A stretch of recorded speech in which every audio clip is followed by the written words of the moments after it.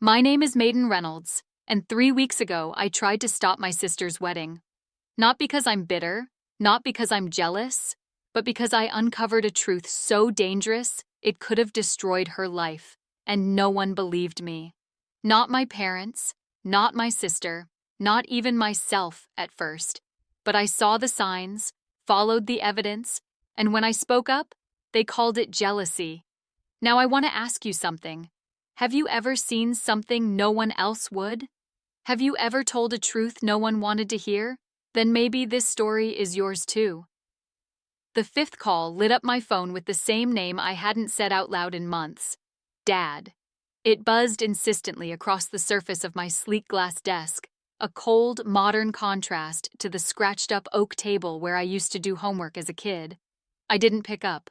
I just watched it vibrate, watched the name flicker like it still held power over me.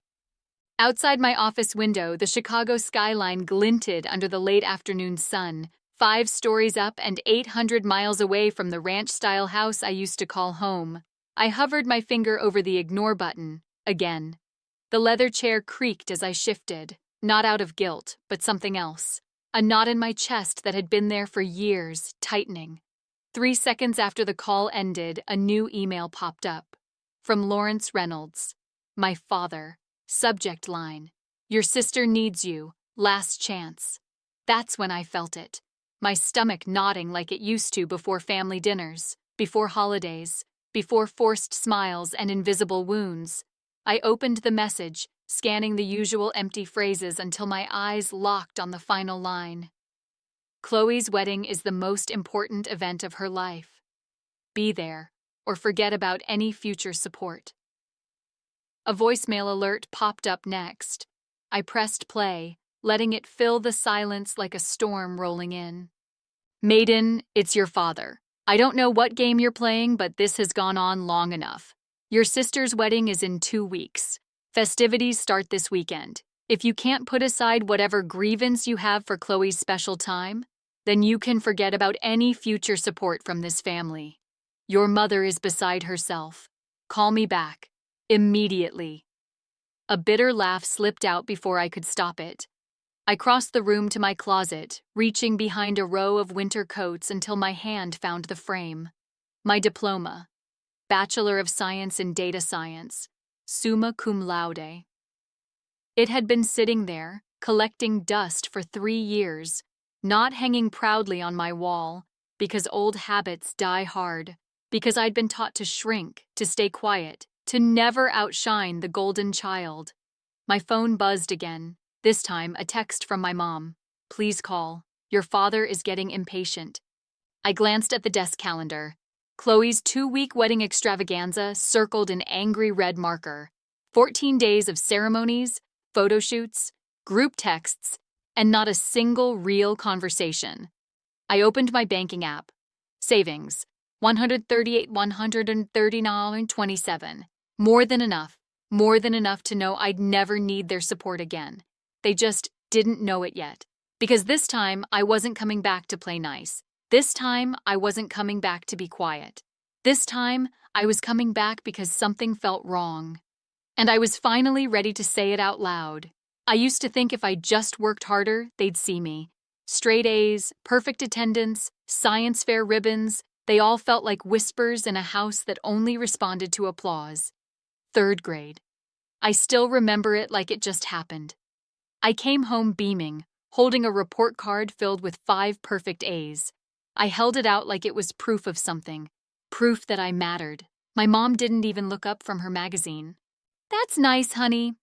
That evening, the living room exploded with cheers because Chloe got a participation ribbon from her school play. She was the best one up there, Dad said proudly, clapping like she'd just won an Oscar. I watched from the stairs, silent, invisible. That's how it always was. Chloe, the golden child. Pretty, loud, dramatic. The kind of person who filled every room and expected the world to rotate around her. And me? I learned how to take up as little space as possible, how to succeed quietly, how to let her shine without interruption.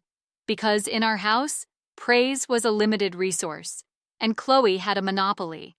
That's why the diploma stayed hidden in the closet. That's why I never corrected them when they told people I was still figuring things out. That's why I never told them I was living on my own, fully employed, 6 figures, full benefits. They didn't ask. And maybe part of me was afraid they'd still shrug. But not anymore. I looked at my savings account again. 138,130 now, 27. More than enough for freedom. More than enough to walk away from the guilt and the silence. Still, I couldn't stop the memory reel from spinning. The countless family photos where I stood just off-center. The birthday parties where Chloe blew out the candles and I handed out napkins. But this wedding? This wasn't just another Chloe spotlight moment. This felt different, bigger. 2 weeks, 14 days of curated perfection. And something about it felt wrong.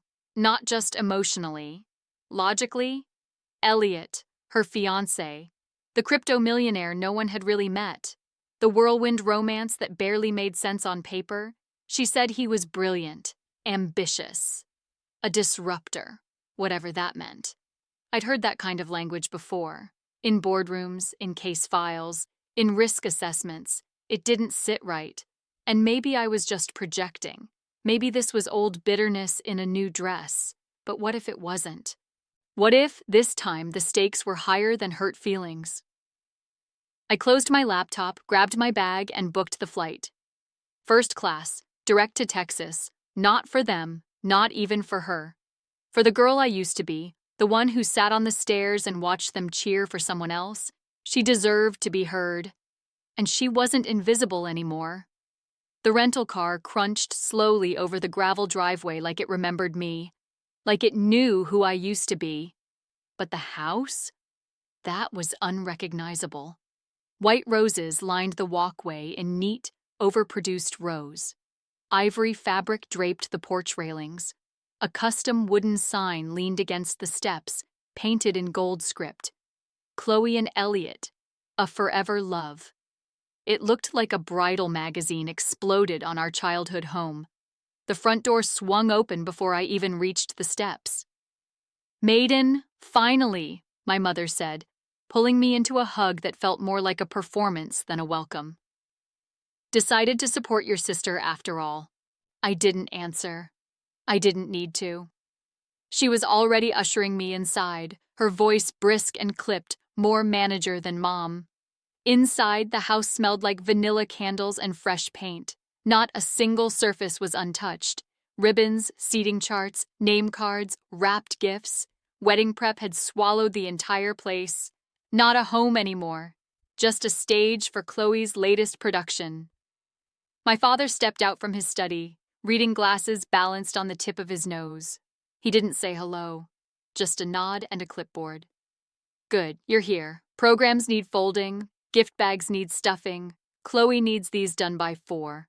I just walked in the door, Dad. And now you have something useful to do." Before I could argue, a voice shot down the staircase like a warning bell. "No, no, no," I said, cascading arrangements, not gathered. Chloe descended like royalty on a red carpet. Her phone was glued to her ear, hair perfectly curled, nails freshly manicured, skin glowing with filtered perfection. She caught sight of me and held up one finger, the universal sign for wait. "This is literally ruining everything," she hissed into the phone. "Fix it. I don't care how." Then she turned to me and exhaled dramatically. "Thank God you're here. The caterer is threatening to walk, and Mom is useless with the seating chart." "Nice to see you too, Chloe." "Elliot's planning a surprise for the reception. I need to make sure it matches everything else. It all has to be perfect."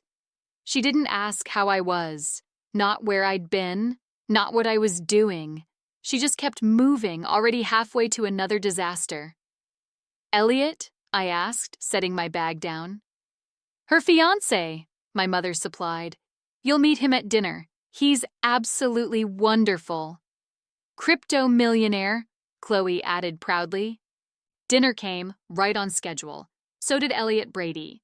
Tall, sharp suit, Colgate commercial smile, the kind of man who looked like he had stock in every luxury brand he wore. So the mysterious sister finally shows up, he said, gripping my hand a little too firmly.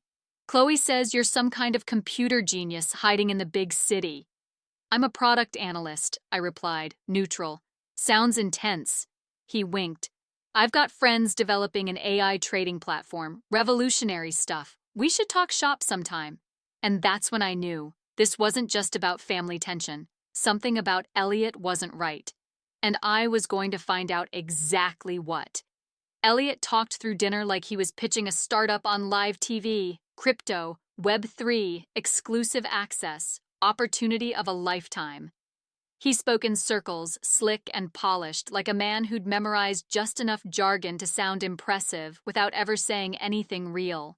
My father ate it up like gospel, leaning forward, nodding eagerly, eyes wide with every mention of returns and decentralization. My mother stayed quiet, sipping her wine with a tense smile. I'd seen that expression before, trying to look supportive while her gut screamed otherwise. So, I said casually between bites, which exchanges do you use? Elliot froze for half a second, just long enough for me to notice. Oh, a mix, he replied smoothly. Mostly private platforms, exclusive access through my team. Your company's based where again? We're decentralized. That's the beauty of blockchain. I watched him closely. His smile was too perfect, his answers too vague. My father gave me a look across the table. Not the proud kind, the warning kind. Stop asking questions. But I wasn't here to make dinner comfortable. I was here because something felt off, and now I had confirmation.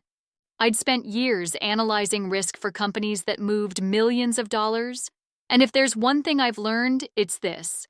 People who really know their field don't dodge basic questions. They don't stall. They don't overcompensate. They don't perform. Elliot was performing. After dinner, the family drifted into the living room to argue over cocktail names. Chloe wanted something clever. My dad wanted something classic. My mom just wanted to sit down. Elliot leaned in as he refilled his glass. We should really talk sometime. I think your background could be useful to my team. Useful, I repeated. Or threatening. He smiled, but his eyes didn't. Not at all. We love women in tech. Right. Later that evening, while Chloe screamed at a florist on FaceTime and my father lectured the bartender about whiskey pairings, I slipped into his study under the pretense of looking for folded wedding programs. The room hadn't changed since I was 12. Same dark wood shelves, same outdated business books, same faint smell of dust and aftershave. But one thing was new, a folder, half hidden beneath a stack of wedding catalogs. I slid it out, refinancing paperwork for the house. My pulse picked up. The house had been paid off for years, but this was a fresh mortgage, dated just 3 weeks ago. I flipped through the documents, $150,000 pulled as investment capital, co-signed by my father. In ink, I recognized immediately.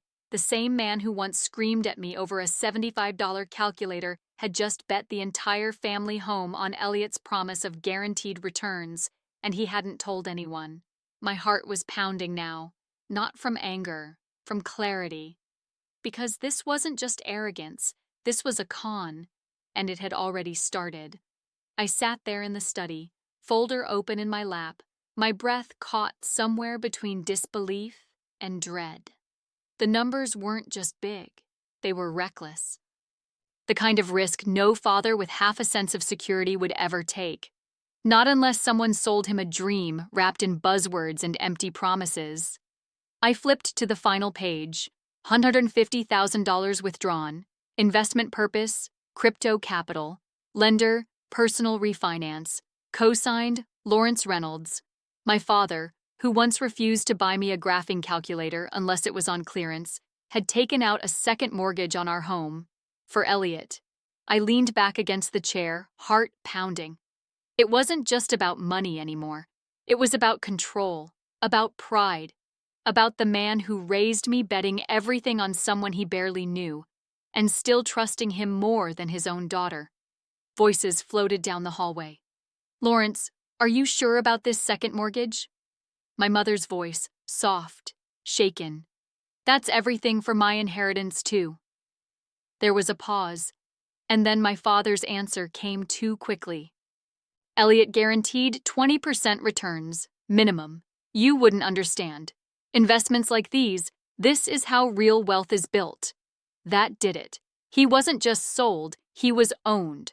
Hook, line, and second mortgage. I slipped the papers back into the folder and returned them exactly as I found them. They hadn't noticed yet, which meant I still had time. Time to find the cracks, time to dig deeper, because this wasn't just a bad investment. This had pattern written all over it. The next morning, I found myself walking aimlessly with Aunt Helen, pretending to admire the garden's floral arrangements. "You see it too, don't you?" I asked quietly. She didn't look at me, just stared at a bed of hydrangeas like they held all the answers. "Mr. Wilson down the street lost $30,000 last year to some exclusive opportunity," she murmured. Sounded a lot like the way Elliot talks. I nodded. My thoughts raced. Mr. Wilson wasn't the first. He wouldn't be the last. "He's too polished," I whispered. "Too charming. His story doesn't add up." "Your father won't listen to me," she said. Started claiming I've always been jealous of Elliot's success. The words stung, but I wasn't surprised. It's easier to believe in a fantasy than admit you've been fooled. That afternoon, I went somewhere that had always made more sense than home, Rosie's coffee shop.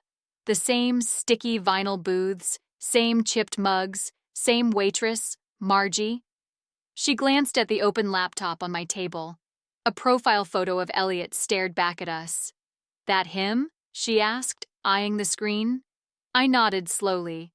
"Called himself Edward when he was with my cousin," she said, topping off my coffee. "Took 60 grand in her engagement ring. Disappeared a week before the wedding." My heart skipped. I started typing. Edward Lambert, one of 3 aliases I'd already uncovered: Ethan Lewis, Elliot Lawson, and now Elliot Brady. Same face, same pitch, same timing. Each woman left behind with nothing but debt and heartbreak. And my sister? She was next in line, unless I stopped him. 2 hours later, I was sitting across from her, Karen, one of them. Her hands trembled as she opened a worn leather folder, its corners frayed from being handled too many times by someone still trying to make sense of everything. "I thought I was special," she said, voice barely above a whisper. "He made me feel chosen."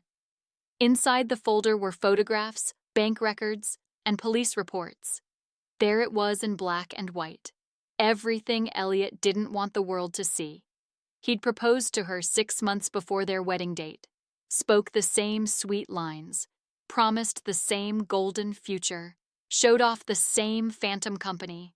Then, 3 days before the ceremony, he disappeared, along with her life savings, 2 family heirlooms, and a fully furnished condo in her name. It was the same story I'd heard at Rosie's. Same story I was watching unfold all over again. But this time, it wasn't just a pattern, it was a blueprint. I scanned the documents quickly, matching names, dates, flight paths, withdrawals. Karen's case had wire transfers to offshore accounts, multiple complaints across 3 states, all unresolved, no convictions. Because Elliot, or Edward, or Ethan was a ghost. He changed identities like outfits. Always just ahead of the law, always gone before the truth caught up. But this time, I was chasing him with a spreadsheet, and he wasn't getting away. I leaned forward, keeping my voice calm. "Do you remember anything specific about his background? Where he claimed to be from?" Karen shook her head. "He was always vague. Said he traveled for work, talked about international clients. When I asked for details, he'd make a joke or change the subject." I nodded. That tracked. I'd seen the same dodging at dinner, except now I had receipts. By the time I left the cafe, I had dozens of files, screenshots of Elliot's different profiles, on LinkedIn, on crypto forums, even an old wedding website registered under the name Ethan Lewis. 3 aliases, 3 engagement rings, 3 vanishings. and one timeline that connected them all. He always left days before the wedding, after the investments, after the trust was sealed. Chloe's wedding was in 5 days. 5. And I had the truth in my hands. But how do you convince people who've already decided not to listen? How do you expose a lie that's wrapped itself so tightly in hope they'd rather bleed than let it go? Back in my hotel room, I couldn't sleep. The silence pressed in, heavy and accusing. The weight of the truth was no longer theoretical. It had names, faces, tears, and now it had a deadline. By morning, I had a plan. I printed everything, cross-referenced dates, matched aliases to engagements, layered the paper trail like an indictment. When I finished, I stared at the stack of evidence, thick and undeniable. Chloe wouldn't believe me. But I didn't need belief. I needed impact. And time was running out. The house was quieter than usual when I returned. No chaos, no demands, just the faint sound of crying coming from the dining room. I followed it, unsure of what I'd find. Chloe sat hunched over the table, surrounded by scattered place cards and balled-up tissues. Her perfect hair frizzed at the edges, her mascara smudged like war paint. "The calligrapher used the wrong font," she sobbed. "I specifically said romantic script. And this is classic serif. It ruins everything." I stood in the doorway, frozen. This was the moment. I could walk away, let it all collapse on its own, let her discover the truth the hard way, like Karen did, like Margie's cousin. But I remembered what that felt like, to be blindsided, to believe in something only to find out it was never real. "I can call the calligrapher," I said gently. She looked up, startled, mascara streaking her cheeks. "Dad already did. At least he supports me." Of course he does. That night, I called a family meeting. Everyone trickled in slowly. Mom with her arms crossed, Dad with a drink in hand, Chloe trailing behind, puffy-eyed but composed, and Elliot, calm, polished, carrying a bottle of wine like he was about to propose all over again. "What's this about?" Dad asked, annoyed. I placed the folder on the coffee table. "It's about Elliot." Elliot raised an eyebrow. "Something wrong?" "I've done some digging," I said, keeping my tone even. "He's not who he says he is." Chloe rolled her eyes. "Seriously?" Mom sighed. "Maiden, not this again." I opened the folder. Elliot Brady is one of 3 names he's used. Edward Lambert, Ethan Lewis, all of them match this same face, this same story. I passed around the documents, wedding photos, financial records, police reports. In each case, he posed as a wealthy investor, got engaged, convinced families to invest, then disappeared, days before the wedding. Elliot laughed softly. "This is clearly a misunderstanding. I have a common face. People confuse me all the time." I pulled out Karen's photo. Side by side with Chloe. Same man, same smile, same lies. "You've always hated that I'm happy," Chloe snapped. "You can't stand that I found someone who loves me." "This isn't about jealousy," I said. "It's about facts." "Enough," my father barked. "Do you think we're fools?" "No," I said quietly. "I think you're desperate." Chloe's breathing turned sharp, defensive. "You're ruining everything." "Look at the mortgage," I added. "You've given him everything, and he's planning to vanish." Mom looked down. Dad's jaw clenched. Elliot stepped forward, smooth as ever. "She's clearly overwhelmed. I came into this family with nothing but love." "You came in with a plan," I interrupted. The walls went up. Denial took over. They didn't want the truth. They wanted their fantasy. I looked at each of them, steady. And for the first time in my life, I didn't flinch. I stayed seated while the room spun with disbelief. My father paced near the fireplace, lips tight. My mother twisted a napkin in her lap, her face unreadable. Chloe glared at me like I had just set fire to her dress. And Elliot? He didn't break a sweat. He leaned back casually, still wearing that expensive watch and a perfectly timed expression of concern. "This is clearly an attack," he said calmly, voice layered with just enough wounded innocence. "I came into this family with nothing but love for Chloe." I stood slowly, heart pounding but steady.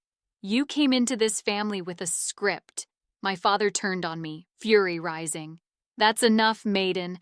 I won't let you ruin your sister's wedding with these wild accusations." I met his stare, unblinking. "Then maybe it's time I tell you who I really am." Silence. I pulled my work ID from my bag and set it on the table. I never lived at home after high school. I got a full scholarship to the University of Chicago, graduated top of my class. I've been working as a product analyst ever since. My mother blinked, confused. That can't be true. Call my office, check my LinkedIn. I've been here this whole time, just not where you thought. I didn't need your support. I needed your respect." Chloe scoffed. "So what, now you want a gold star? You're bitter because I was the one who got the attention." "No," I said. "I'm free." Her face twisted. "By humiliating me? With ancient photos and strangers' stories?" "By showing you the truth, before it's too late." Chloe pushed the folder off the table, papers scattered like broken glass. "I don't care, even if it was true. He's changed. He loves me." "No," I said, voice low, steady. "He loves your money, and your family's blind trust." Her eyes brimmed with tears, but they weren't from love. They were from fear. Fear of being wrong, fear of waking up to the truth. "You're just jealous," she whispered. That word hit like a slap. For years, I tried to be seen. For years, I sat in the background while Chloe got standing ovations for showing up. But not anymore. "I'm not jealous," I said. "I'm done." My father slammed his hand on the mantel. "You've said enough. Now leave." Elliot placed a hand on his shoulder, all faux calm and quiet control. "She's just confused, Lawrence. Let's not make this uglier than it has to be." I gathered the papers, took one last look at the people I had once begged to love me, and then I said it, soft and final. "When he disappears with everything, remember that someone tried to stop it." The front door was heavier than I remembered. At 17, I had to sneak out just to breathe. At 26, I walked out with my head high and no lies trailing behind me. They didn't believe me, not yet. But I knew who I was now. And I wasn't disappearing for anyone. If this story hit home, if you've ever spoken a truth no one wanted to hear, or stood alone when it mattered most, drop a comment below.